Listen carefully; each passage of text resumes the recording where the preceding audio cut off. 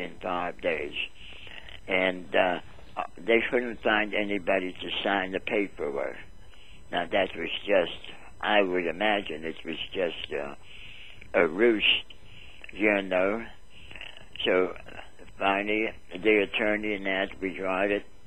And so we finally went and we picked him up, but it was 19 days that he really should have been out. Okay. And now, I got a question for you. Were you injured from when the police officer backhanded you? Well, I imagine I was knocked out. Okay. You know, because I was. But you went to now. What was it you went to the hospital for? Well, he backhanded me. I guess my head hit the wall, and I passed out, I guess. And okay, so you were injured because. Yeah. Okay, all right, and do you have do you have a disability or any health issues that I should be aware of? Oh, well, yes. Because I am 86. Well, now I just turned 86, and I'm only like 5'4", 5'5", and I am 113 pounds. So I was a threat to him. Oh man! And I do have a heart condition.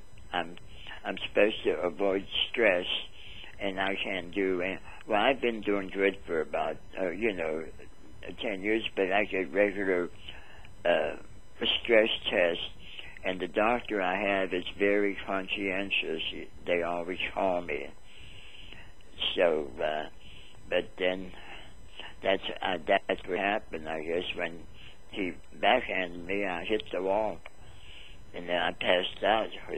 I don't know how long I was out, but you did go to the hospital because of that. Oh yes, the paramedics rushed me in. Yeah. Okay, that's what I need to know, and I might get with you later about getting the medical reports to show documentation that happened. And were you ever charged with anything? Were you arrested for anything? No. Okay, and were you even threatened to be charged with anything?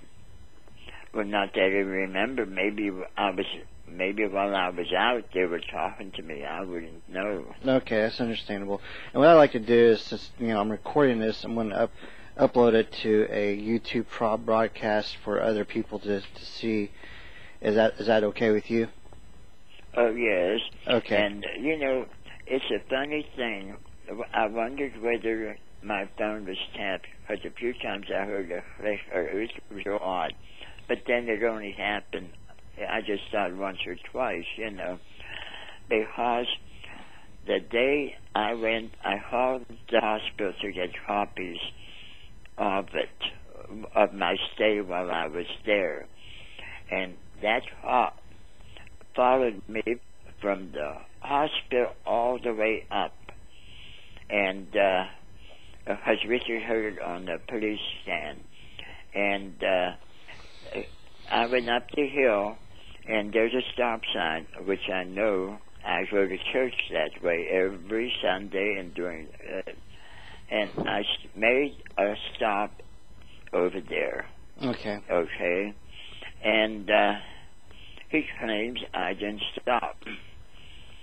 And so he gave me a citation, all that I didn't stop at a stop sign. And I told him I let 3 cars go the opposite way. 2 of them made left-hand turns to go on Britain Road, which is the church where I'm there, right there. And the other car, 3rd car, went straight ahead, went down the hill. Then he claims I did not stop. And then I had to go to the doctor, and he had 3 things that and I was surprised. The doctor said, first question, Joe, when was the last time you had a fainting spell? And I just looked and I said, what's fainting spell? I haven't had any fainting spells. Okay? And whenever I saw from what the doctor showed me, it says that I'm prone to fainting, and to check my eyes, and also to check my eyes, and there was another thing that they had to. Oh, my ears. So my doctor says he wants me to get a hearing aid, and then he questioned me about the painting. And I said, well, oh, wait a minute, doctor. I said, wait a minute, Dr. Smith. I says, about at the beginning of May, he said, the 9, I says, yeah. I says, that's when a hop backhanded me. Next thing I knew, I'm on the floor and I hear voices. I don't know if he counted that as a fainting spell or a knockout, you know. Mm-hmm. Well, anyways, I think we got a sufficient amount of information off your interview, and I do appreciate talking with you. And I will be willing to take some phone calls from you in the future if you have any questions or anything else you want to add. With that said, I am going to get off here and wish you a good day. So take care of yourself, okay? Okay, there's